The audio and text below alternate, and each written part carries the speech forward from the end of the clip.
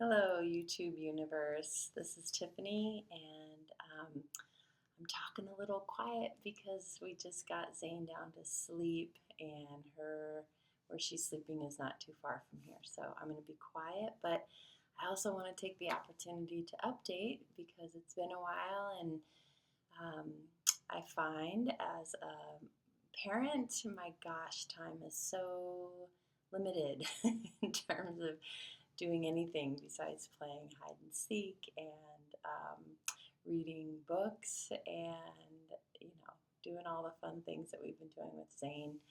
She's doing amazingly well. She's 14 months, and thank you to everybody who keeps checking in on her.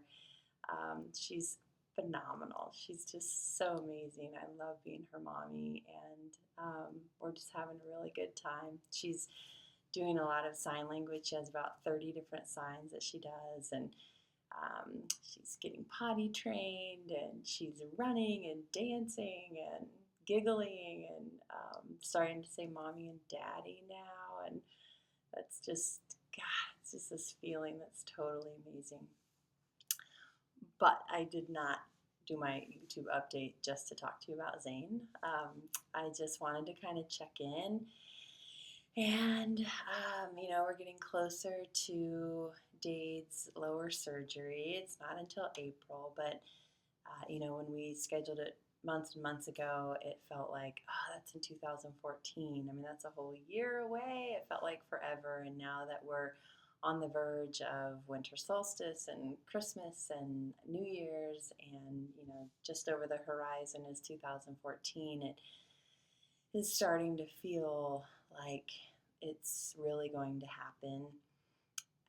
I love to travel, and we've been pretty homebound since Zane has been born, and so I'm starting to get the bug to, I've been planning, just fantasizing about trips, looking on kayak.com and Expedia and that kind of thing, and was saying, hey, in April we should go here, and Dade has to keep reminding me, well, actually, that's when we're having surgery.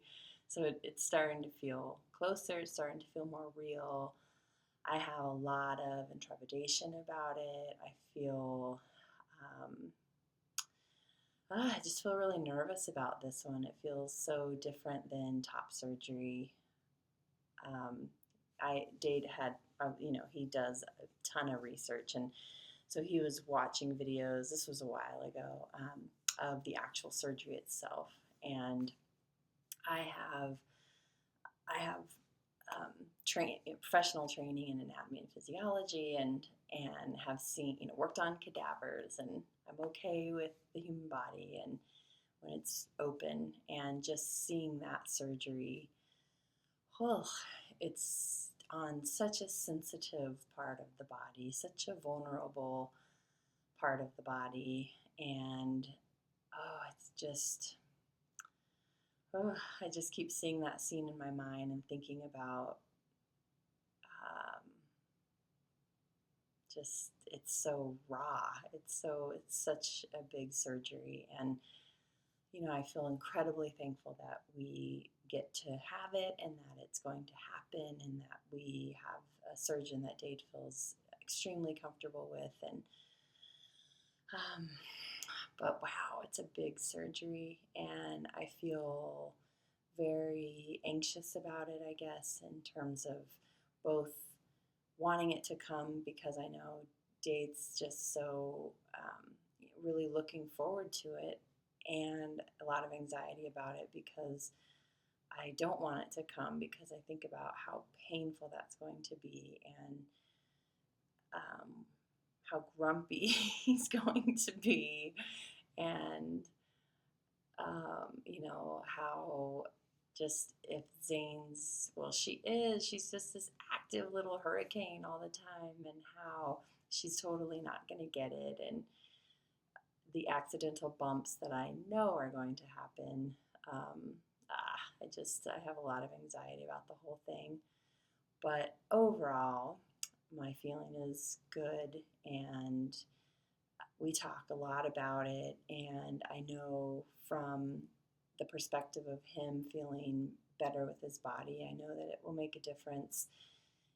Um, he's getting to the point where, with a 14-month-old, there's no boundaries. You're going to the bathroom and she just walks right in, and he just feels, it doesn't feel right to be sitting all the time. And so I know that will help a lot for him in his confidence and just having a body that matches, who he is. So, yeah, so it'll be good. But I do definitely have a lot of anxiety about it and hope that he's ready for it and his body's ready for it and just ready to heal as fast as possible and that it turns out how he wants.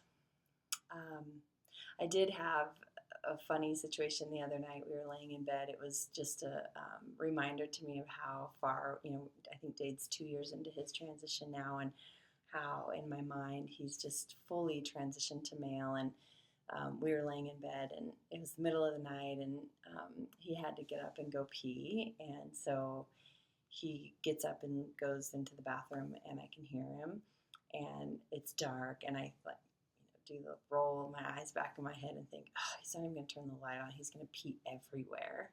And I just had that realization of like, oh yeah, he still sits down. But in my mind, he doesn't. In my mind, he has all the anatomical parts and pieces that would go in there and make a mess on the toilet should the lights be off in the middle of the night.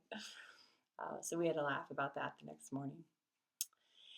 Anyway, I guess that's about it. I guess the last thing I did want to share, and I'll make it really brief because I'm kind of rambling on, is I've been reading a lot of this woman. She's out of Houston. Her name is Brene Brown. Dr. Brene Brown. And she does a lot of work on vulnerability. And I've been listening a lot to her lately. And she talks about how our society views vulnerability and how we view it as a weakness, that we don't want to be in a place of vulnerability because we're weak in those moments. And her whole field of study and research is really about the amount of vulnerability that we're willing to put forth is a measurement of our strength and not our weakness. And she uses a lot of examples, but one that certainly came to mind for me is transition, and how weak, I would imagine it feels going through your community and going through your social connections for the first time or the fifth time or the 200th time, and having to correct pronouns and having to go through puberty as a grown adult and having to explain to people and to doctors and to change IDs and passports, and that there perhaps is some shame that goes along with that. She does a lot of work on shame as well, and how actually, if you look at somebody who is willing to do that type of thing, you think, man, how strong they must be, the measure of strength that they must have to be that vulnerable. But of course, we don't feel that in those moments. But it just really made me think about the transition and the strength that families have as they move through moving from one sex to another in their body and in their community, and just I don't know, just really honoring that, I think, in not just the trans folks themselves, but their community and their friends and their loved ones that go with them and are in those awkward moments, and the strength in that, and remembering, I guess, that in those moments where you feel the lump in your throat and you feel the burning in your stomach and you feel that sensation of like, oh, I just want to sink back in, that it's in those moments that really that's your strength, that's when you hold on to yourself and say, it's in this vulnerable moment that I am my strongest. Anyway, Brene Brown is her name if anybody's interested. So I hope you are well. Sorry for my subdued tone the whole time, but I don't want to wake up Zane. As wonderful as she is, it's so nice to have a break in the evening. All right, well, take care, you all, and probably won't talk to you till after the new year. So happy winter solstice. I hope you celebrate the return of the light and certainly bring in the new year with a memorable occasion. All right, cheers.